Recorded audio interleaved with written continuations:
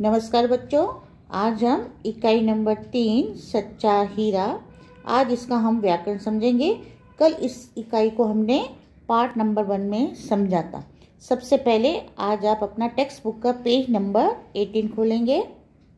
देखो बच्चों, इस इकाई में आपको व्याकरण में काल के बारे में समझाया गया है, जैसे वर्तमान काल जिसको आप प्रेजेंट टेंस कहते हैं, फिर भूतकाल जिसको हम पास्ट टेंस कहते हैं, और उसके बाद भविष्य काल जिसे हम फ्यूचर टेंस कहते हैं। और वर्तमान काल किसे कहते हैं? क्रिया के जिस रूप से क्रिया होती है या हो रही हो ऐसा बोध होता है उसे वर्तमान काल कहते हैं।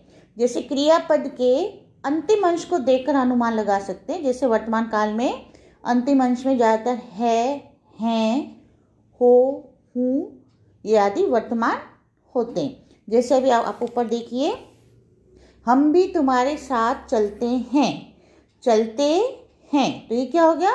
पीछे अंतिम अंश है, तो देखो यहाँ पे हो गया ये वर्तमान काल प्रेजेंट टेंस। आज स्कूल में छुट्टी है, तो छुट्टी है, अंतिम अंश है, तो ये हो गया वर्तमान काल। रमेश बाग में खेलता है, खेलता है, तो अंतिम अंश है। अभी इसी तरह देखो बच्चों, नीचे आपको कुछ वाक्य दिए गए हैं, उनमें से हमें बताना है कि कौन से वाक्य वर्तमान काल में आते हैं। अब देखिए, सबसे पहला वाक्य है मैंने उसे फूल दिया। तो अब देखो, ये पहला वाक्य है, ये वर्तमान काल में नहीं आता क्योंकि इसके क्रियापद से हमें पता चल रहा है कि कार्य हो चुका है, और अंतिम अंश इसमें है या हूँ नहीं आता।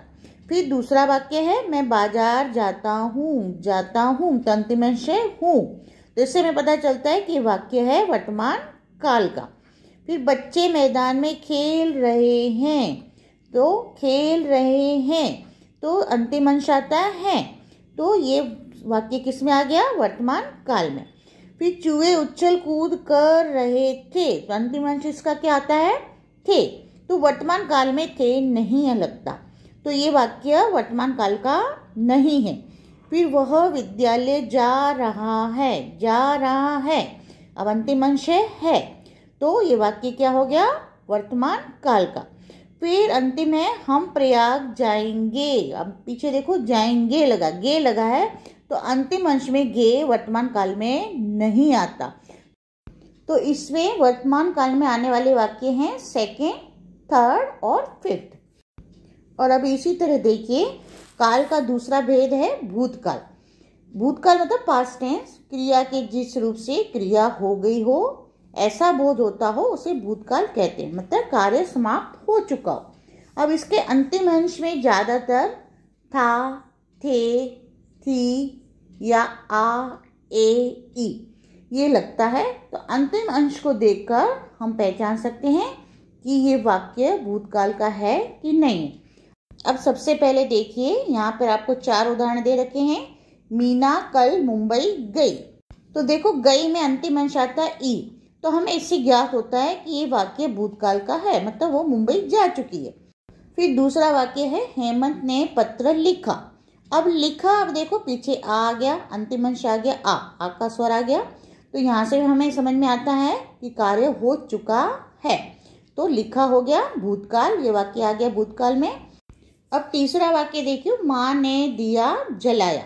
अब जलाया, अब इसमें भी देखो अंतिम अंश या, तो मतलब आ का स्वर लग गया, तो आ गया अंतिम अंश, तो यहाँ पे ये भी हो गया भूतकाल, मतलब कार्य हो चुका है।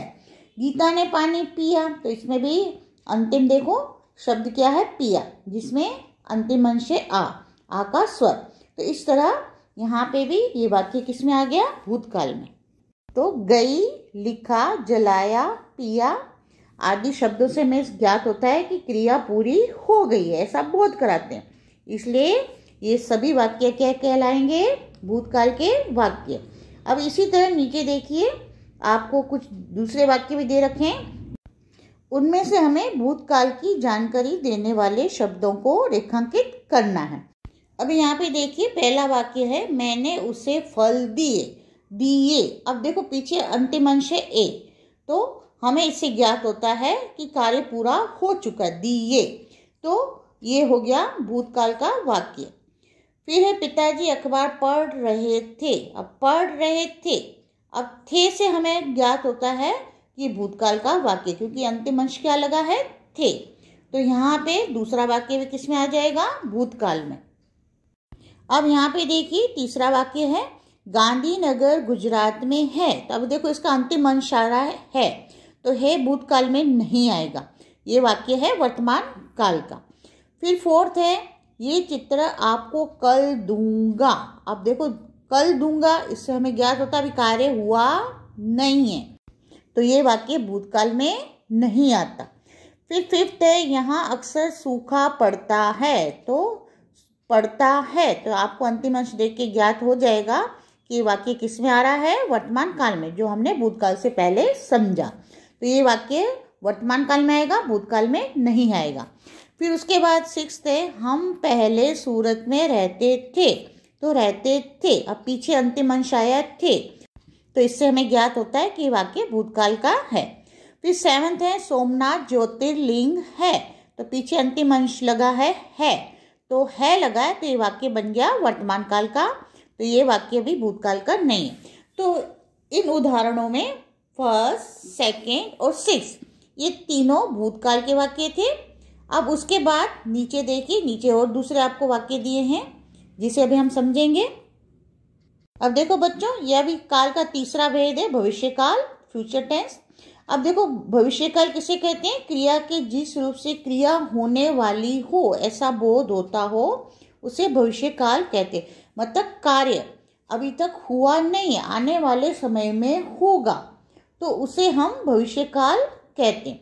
अब भविष्य काल के अंतिम अंश में ज्यादातर क्या आता है, गा, गे, गी, को आदि से हम भविष्य काल को जान सकते हैं। अब यहाँ पे देखिए आपको पहले 4 उदाहरण दिए गए हैं, जैसे अब्दुल कल आएगा। अब देखो आएगा, तो पीछे अंतिम अंश है गा, तो इससे हमें समझ में आता है कि वाक्य किसका है, भविष्य काल का। लड़के शाम को खेलेंगे, अब अंतिम अंश आ गया गे, तो इससे हमें समझ में आता है कि वाक्य भी किसका है, भविष्य काल का। फिर मीना गुड़िया खरीदेगी, खरीदेगी, पीछे देखो अंतिम अंश लगा गी, तो जैसे मैंने आपको बताया था गा, गे, गी आदि किसमें लगता है, भविष्य काल में।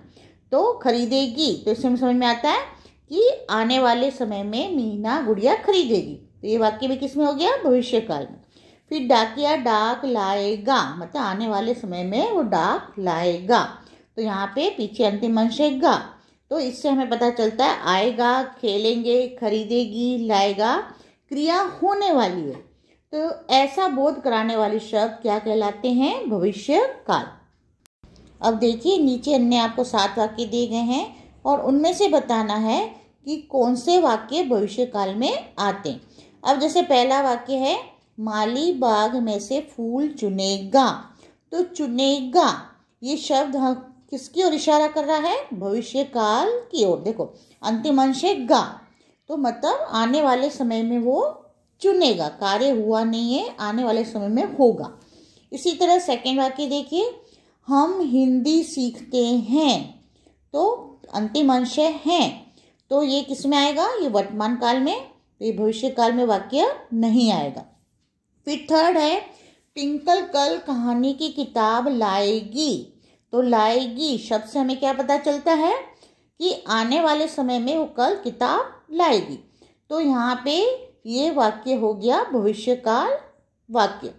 फिर मैं शिक्षक बनूंगा, तो बनूंगा अंतिम अंश है ग, तो इससे हमें पता चलता है कि आने वाले समय में वो शिक्षक बनेगा, तो यहाँ पे ये हो गया भविष्य काल।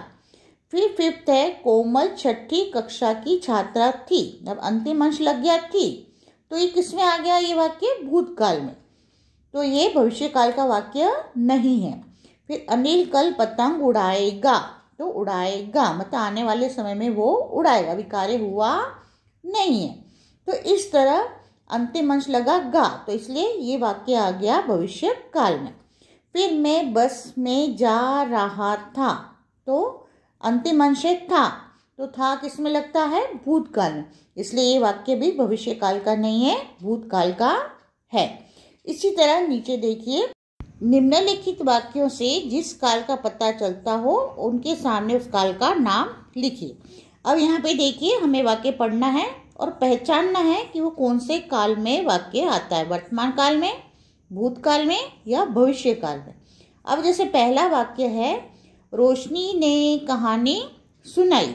अब देखो पीछे अंतिम अंश आ गया ई, तो जैसे मैंने आपको बताया ई लगता है भूतकाल में, तो यहाँ पे सुनाई शब्द से हमें ज्ञात होता है कि ये वाक्य किस में आएगा, भूतकाल में, मतलब कार्य हो चुका है।